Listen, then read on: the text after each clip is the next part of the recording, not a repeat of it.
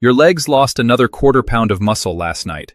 Not because you didn't exercise, not because you're sick, not because of your age alone, because your body broke down muscle protein while you slept and didn't have the raw materials to rebuild it. This happens every single night. After age 60, muscle protein breakdown during sleep exceeds muscle protein synthesis by a small but relentless margin. Night after night, week after week, a quarter pound here, a half pound there, until one day you stand up from a chair and realize you need your arms to help. The medical term is sarcopenia, accelerated age-related muscle loss. It affects 1 in 3 adults over 60, and by age 80, the average person has lost 40% of their peak muscle mass. 40%. Gone. And here's what made me angry. The fitness industry, the protein powder companies, the supplement makers, the gym chains, they've spent decades telling you that building muscle requires expensive protein shakes, whey isolates, BCAAs, creatine monohydrate, and gym memberships. They've made it complicated on purpose, because complexity sells products. The single most effective muscle rebuilding food for seniors over 60 costs 25 cents. It's been in your refrigerator your entire life. It contains the most bioavailable protein of any whole food ever measured. And the egg industry, scared of the cholesterol myth that dominated medicine for 40 years, has been afraid to market it for what it actually is: a muscle rebuilding machine. Today I'm going to show you why your muscles are dying, and exactly how to stop it. No gym required, no supplements, no protein powder, just food, timing, and one change you can make tonight. If you believe seniors deserve the truth about muscle loss, the truth the supplement industry doesn't want you to hear, say "strong legs" in the comments. This is Senior Health Blog. Let me explain what's happening inside your muscles right now. Because until you understand the mechanism, none of the solutions will make sense.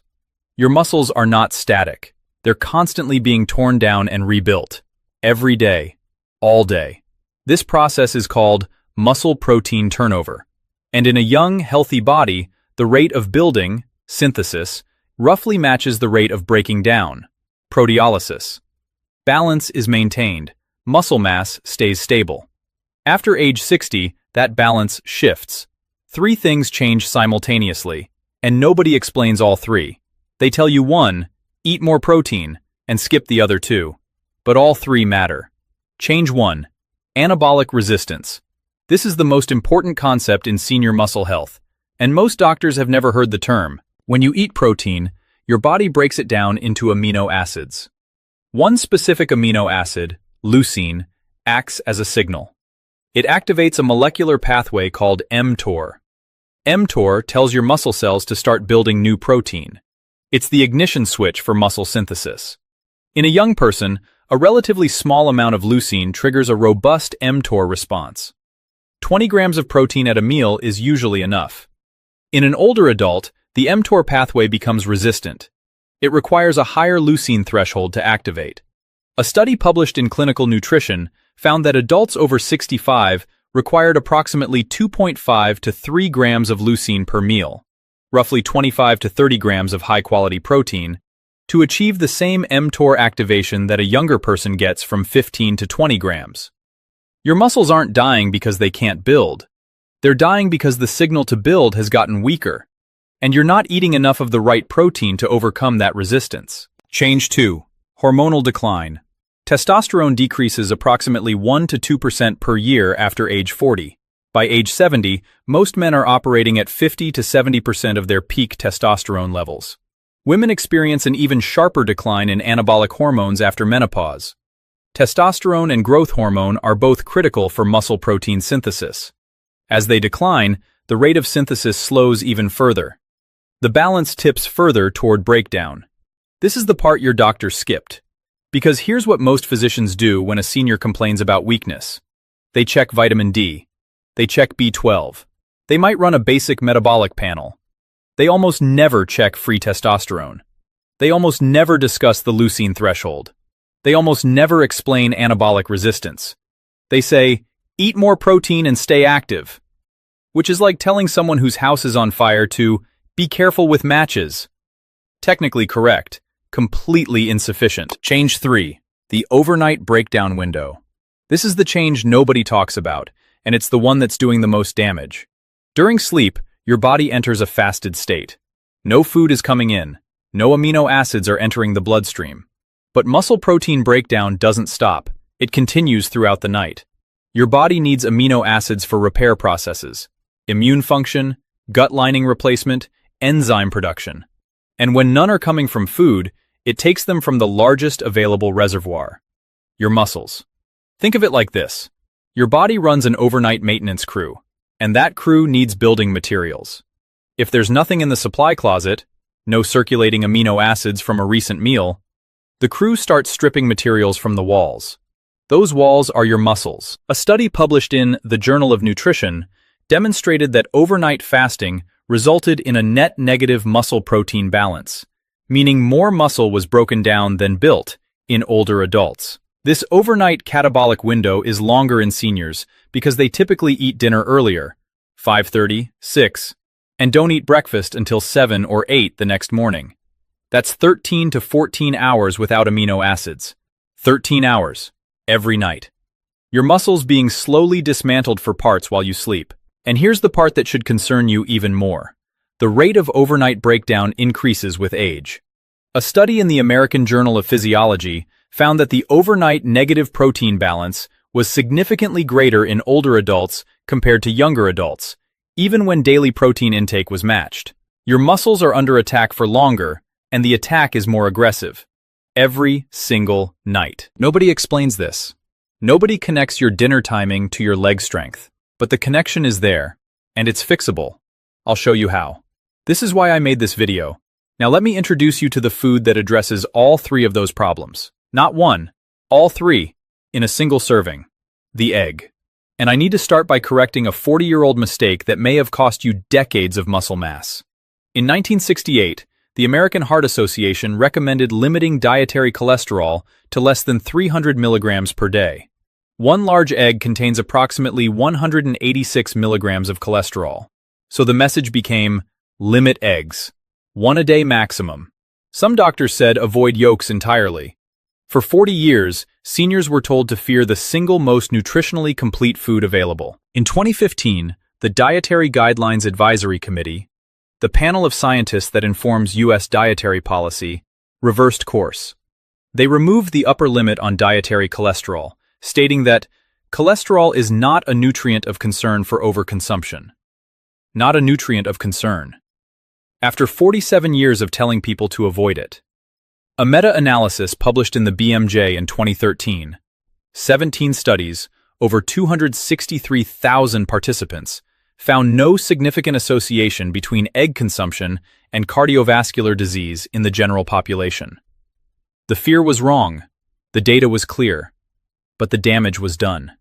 An entire generation of seniors grew up limiting eggs, eating egg whites only, replacing whole eggs with processed egg substitutes, and losing muscle mass that whole eggs could have protected. Because here is what whole eggs do that no other food does as efficiently. One egg contains 6.3 grams of complete protein, all 9 essential amino acids in the exact ratios your body needs. The Protein Digestibility Corrected Amino Acid Score, PDCAAS, for whole eggs is 1.0, a perfect score, the highest possible rating. No other whole food scores higher. One egg contains approximately 0.5 grams of leucine. 3 eggs deliver 1.5 grams. Add Greek yogurt, and you hit the 2.5 to 3 gram leucine threshold that triggers mTOR activation in seniors. One egg contains the fat, phospholipids, and cholesterol your body uses to synthesize hormones, including testosterone and growth hormone, the very hormones that are declining. You're not going to restore your hormones to age 30 levels by eating eggs, but you're going to provide the raw materials your body needs to maintain whatever production it has left. And there's more in that yolk than most people realize. One egg yolk contains choline, approximately 147 milligrams, a nutrient critical for neuromuscular function.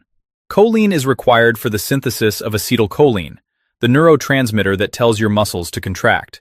Without adequate choline, the signal from your brain to your muscles weakens. Your movements become less precise. Your grip weakens. Your reaction time slows. Over 90% of Americans don't meet the adequate intake for choline. Over 90%. And the richest dietary source? Egg yolks. One egg also provides vitamin D, approximately 44 IU per yolk.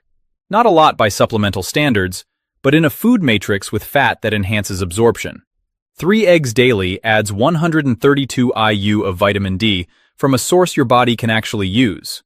Vitamin D deficiency, which affects up to 42% of American adults, is independently associated with accelerated muscle wasting and increased fall risk in seniors. One egg provides selenium, vitamin B12, riboflavin, and phosphorus, all in a package that weighs 50 grams and costs a quarter. A randomized controlled trial published in the American Journal of Clinical Nutrition found that whole egg consumption after resistance exercise stimulated significantly greater muscle protein synthesis than consuming an equivalent amount of protein from egg whites alone. The yolk mattered. The fats, the phospholipids, the micronutrients in the yolk enhanced the anabolic response beyond what protein alone could achieve. This is the part the egg white omelet crowd doesn't want to hear. The yolk isn't just okay to eat. The yolk is where the muscle-building magic happens. And here's the cost comparison that should make the supplement industry nervous. One large egg, approximately 25 cents. 6 grams of complete protein. 1 scoop of whey protein isolate, approximately $1.20. 25 grams of protein. 3 eggs plus 1 cup of Greek yogurt, approximately $1.75. 34 grams of protein with 3+ grams of leucine, plus micronutrients, fats, phospholipids, probiotics, calcium, and vitamin D. Same leucine threshold. Fraction of the cost. No artificial sweeteners. No digestive discomfort. No subscription box. Nobody explains this, because nobody profits from you buying eggs. Now, you might be thinking, I do eat protein. I eat chicken. I eat fish sometimes. I have yogurt. And you might be right. But there are 2 critical problems with how most seniors eat protein that render it almost useless for muscle maintenance. Problem 1. You're spreading it too thin. Most seniors follow a pattern that looks like this. A low-protein breakfast. Oatmeal, toast, cereal, or fruit. A moderate protein lunch. A sandwich, soup, maybe a small salad with chicken. And a moderate protein dinner. A piece of fish or chicken breast with vegetables. That pattern distributes protein roughly like this. 8 grams at breakfast, 15 grams at lunch, 25 grams at dinner. And here's why that doesn't work. mTOR activation requires a threshold dose of leucine, roughly 2.5 to 3 grams, at each meal. Below that threshold, the signal is too weak. Muscle protein synthesis doesn't meaningfully increase. 8 grams of protein at breakfast contains approximately 0.6 grams of leucine. That's well below threshold. No synthesis signal. Your muscles got nothing from that meal. 15 grams at lunch delivers about 1.1 grams of leucine. Still below threshold. Another missed opportunity. Only dinner, at 25 grams, crosses the line. You're getting 1 mTOR activation per day, 1 building signal, out of 3 meals. And that single signal isn't enough to overcome the 24-hour breakdown cycle. Especially not the overnight catabolic window I just explained. And here's the cruel part. The total protein across those 3 meals, 8 plus 15 plus 25, is 48 grams. That's actually close to the RDA of 0.8 grams per kilogram for a smaller person. So your doctor looks at your food diary and says, your protein is fine, because by the total number, it looks adequate. But the distribution makes it useless. You can't store leucine. You can't bank it from dinner and use it at breakfast. Each meal is an independent opportunity to trigger synthesis. And if you miss the threshold at any meal, that meal contributed nothing to muscle building. It's like needing $25 to buy a bus ticket and having $8 in the morning, $15 at noon, and $25 in the evening. You had $48 total, more than enough for 2 tickets, but you could only afford 1 ride. Because you never had enough at any single moment except dinner. A study published in the Journal of Nutrition found that distributing protein evenly across 3 meals, at least 25 to 30 grams per meal, produced 25% greater 24-hour muscle protein synthesis compared to a skewed distribution with the same total protein intake. Same total grams, different distribution, 25% more muscle building. Just by moving protein from dinner to breakfast and lunch. Problem 2. You're eating the wrong kind of protein at the wrong times. Not all protein sources are equally effective for triggering mTOR. Plant proteins, beans, lentils, tofu, whole grains, are valuable for many reasons. But they have lower leucine density than animal proteins. And they are less digestible, meaning a smaller percentage of the protein you eat is actually absorbed and available for muscle synthesis. The DIAS score, Digestible Indispensable Amino Acid Score, the updated replacement for PDCAAS, for common protein sources tells the story. Whole eggs, DIAAS of 1.13, the highest of any whole food. Chicken breast, 1.08. Milk, 1.14. Greek yogurt, approximately 1.05. Whey protein, 1.09. Soy protein, 0.90. Pea protein, 0.82. Kidney beans, 0.65. Wheat protein, 0.40. This doesn't mean plant proteins are bad. It means you need more of them to get the same leucine trigger. 2 cups of cooked lentils to match the leucine in 3 eggs. And many seniors simply don't eat that volume of plant protein at a single sitting. Especially seniors with reduced appetite, which is itself a consequence of aging. And here's a detail that rarely gets mentioned. Many seniors are on medications that reduce stomach acid, proton pump inhibitors like omeprazole, or H2 blockers like ranitidine. Reduced stomach acid means reduced protein digestion. The proteins aren't fully broken down into their constituent amino acids. Less leucine reaches the bloodstream. The mTOR threshold becomes even harder to hit. If you're taking acid-reducing medications and eating plant-based protein sources with already lower DIAS scores, you may be absorbing as little as 50 to 60% of the leucine that the food theoretically contains. Eggs, with their perfect DIAS score, their embedded fats that stimulate digestive enzyme release, and their soft texture that requires less mechanical digestion, are the most efficient protein delivery vehicle for aging digestive systems. Nobody explains this. Nobody explains this. The dietary guidelines say, eat protein. They don't say, eat at least 25 grams of high DIAS protein at each of 3 meals with particular attention to leucine content and timing relative to overnight fasting. Because that sentence doesn't fit on a poster. But that sentence is what your muscles actually need. Before I show you the evening timing protocol, the single change that can shift the overnight balance back in your favor, I need to correct a myth. One that's done enormous damage to seniors specifically, and one that the fitness industry created. You've probably heard this. Your body can only absorb 30 grams of protein per meal. Anything above 30 grams is wasted. This claim is everywhere. Fitness websites, supplement companies, even some dietitians repeat it. It is wrong. Here's where it came from. A series of studies, mostly conducted on young, healthy, resistance-trained men in their 20s, found that muscle protein synthesis rates plateaued at approximately 20 to 25 grams of protein per meal in that specific population. Researchers concluded that there was a ceiling effect.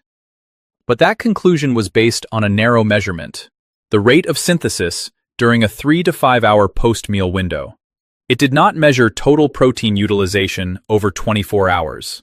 It did not account for the protein that was absorbed, used for other functions, immune function, hormone production, enzyme synthesis, gut lining repair, and not directed toward muscle.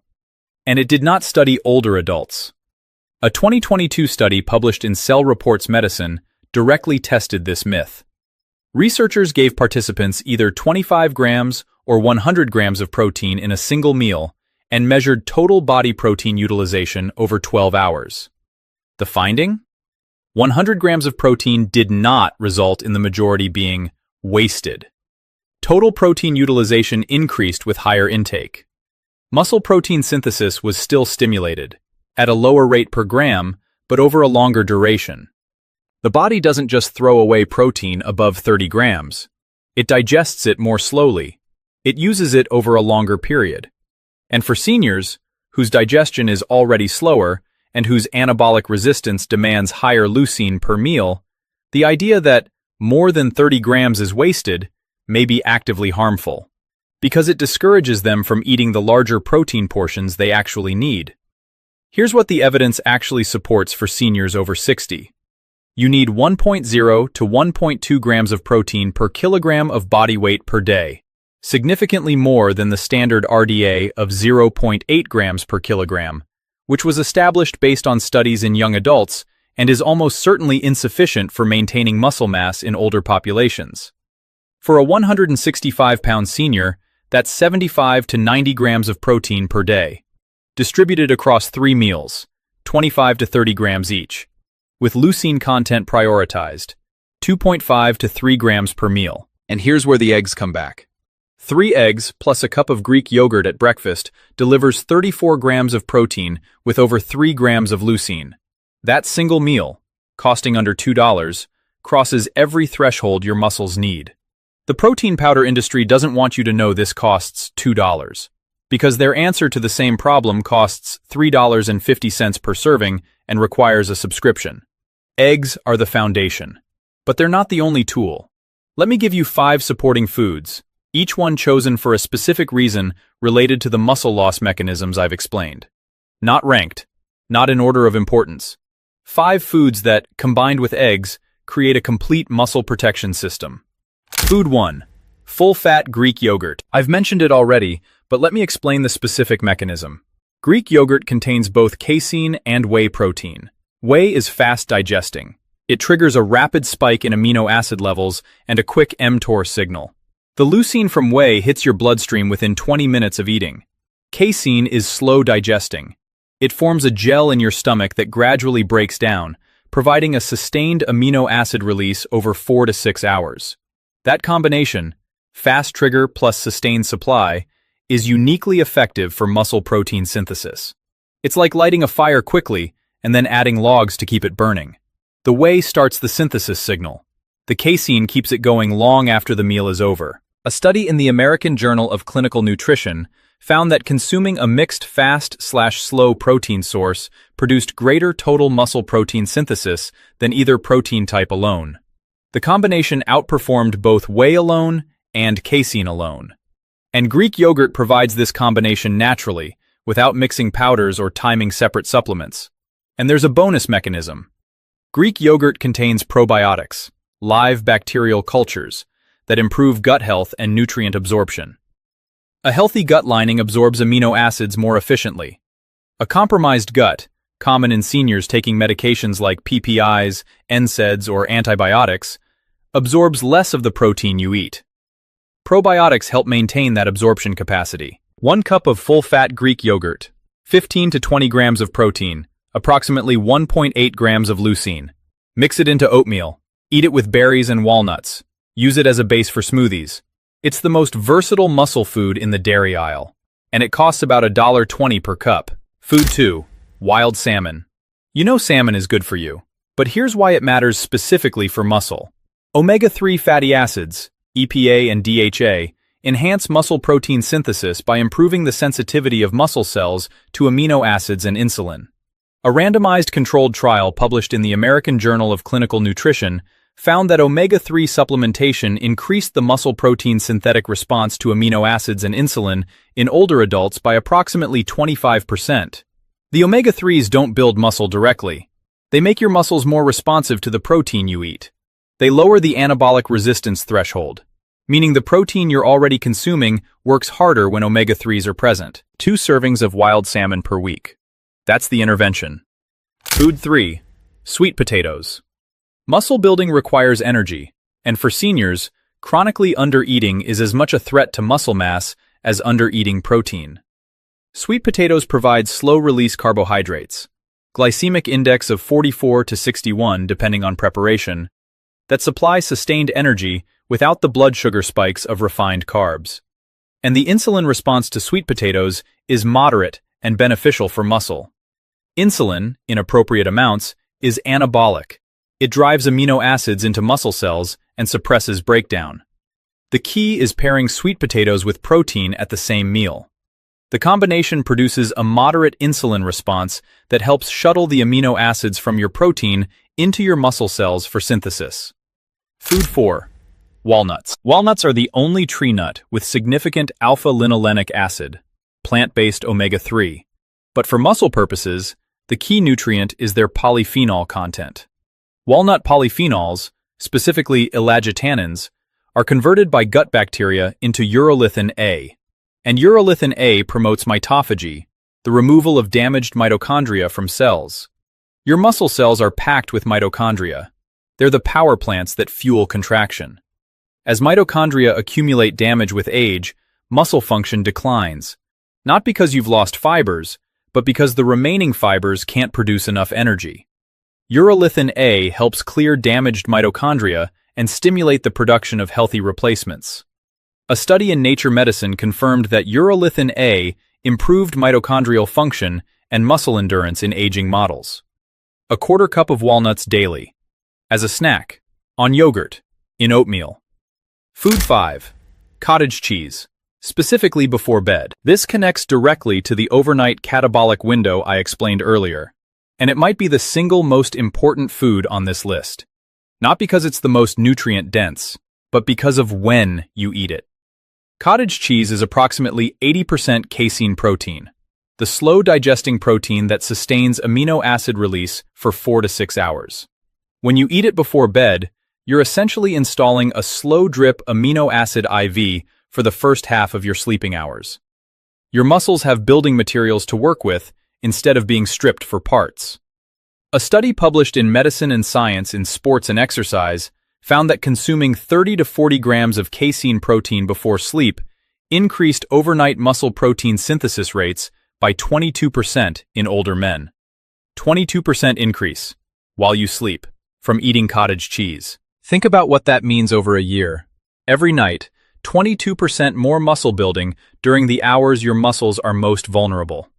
That's not a supplement with a flashy label. That's a container of cottage cheese from the dairy section.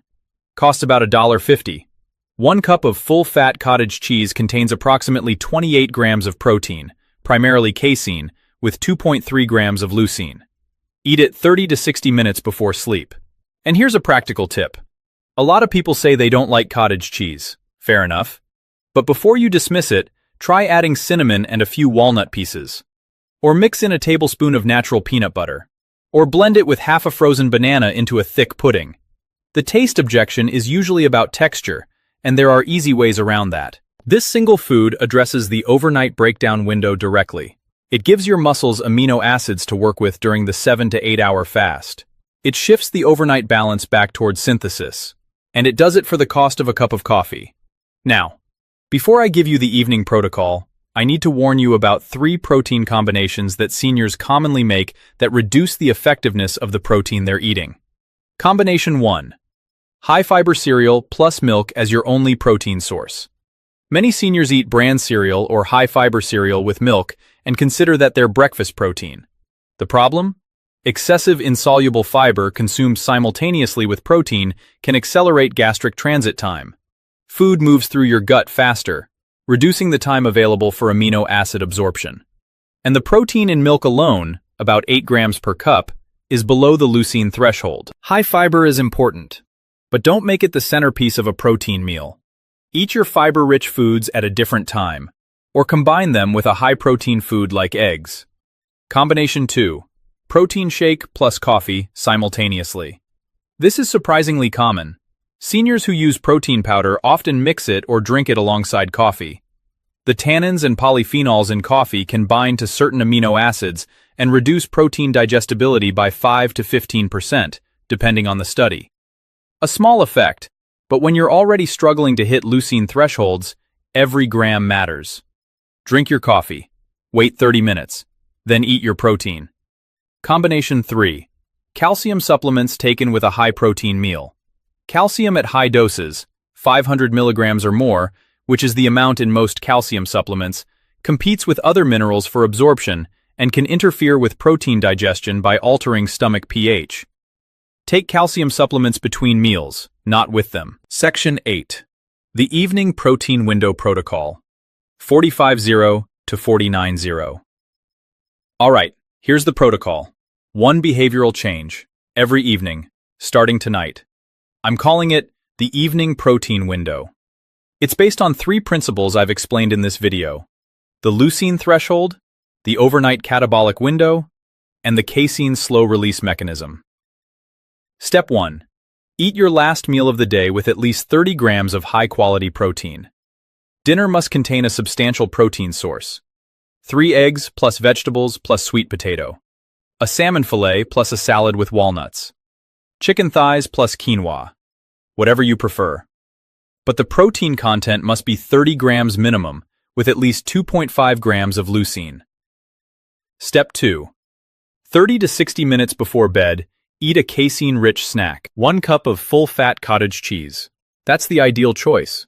If you don't like cottage cheese, and I know some people don't, substitute plain full-fat Greek yogurt with a tablespoon of ground flaxseed and a 1/4 cup of walnuts. The protein content is slightly lower, but the combination still provides sustained amino acid release. This is not a meal. This is a targeted intervention. A small bowl, 5 minutes to eat. You're loading your bloodstream with slow-release amino acids immediately before the 7 to 8 hour overnight fast. You're giving your muscles building blocks to work with while you sleep. And let me anticipate the objection I hear from nearly every patient. Won't eating before bed make me gain weight? No.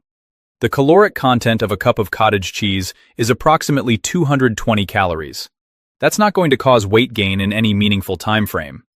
What will cause problems is losing another 3 to 4 pounds of muscle mass this year because your overnight protein balance was negative every single night. Muscle loss reduces your metabolic rate.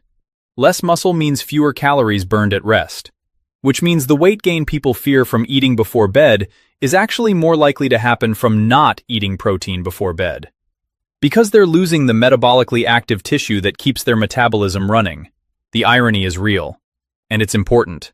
Skip the pre-bed protein and lose muscle. Lose muscle and your metabolism slows. Your metabolism slows and you gain fat. The thing you were trying to avoid by not eating at night happens faster when you don't eat at night. Eat the cottage cheese. Step 3. Eat a protein-rich breakfast within 60 minutes of waking. Break the overnight fast with protein, not carbohydrates. 3 eggs, Greek yogurt, cottage cheese. Any combination that delivers 25 to 30 grams of protein with adequate leucine.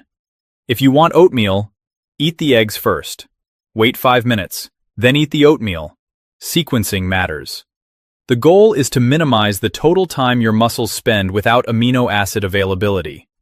The shorter the gap between your last protein intake and your first, the less net muscle you lose overnight. That's it. 3 steps. Protein at dinner. Cottage cheese before bed. Protein at breakfast. No gym membership, no protein powder, no supplement subscription. Just food. Timed correctly. I want to tell you something that most doctors won't. Muscle loss after 60 is not inevitable. It is not a natural consequence of aging that you simply accept. It is a nutritional deficiency combined with a timing problem. And both of those things are fixable. Tonight. With food you already have. I've watched patients in their 70s and 80s rebuild enough leg strength to walk confidently again, to climb stairs without stopping, to carry their own groceries, to get out of a bathtub without help. Not because they joined a gym or bought an expensive supplement stack, because they started eating 3 eggs for breakfast, protein at every meal, and cottage cheese before bed. That's it. That's the intervention. It's not glamorous. It doesn't come in a shiny container. It doesn't have a celebrity endorsement. But it works. The research is clear. The mechanism is understood. And the food is sitting in your refrigerator right now. The supplement industry wants you to believe that fighting sarcopenia requires $150 per month in protein powder, BCAAs, creatine, and testosterone boosters. It doesn't. It requires 3 eggs, a cup of Greek yogurt, a cup of cottage cheese,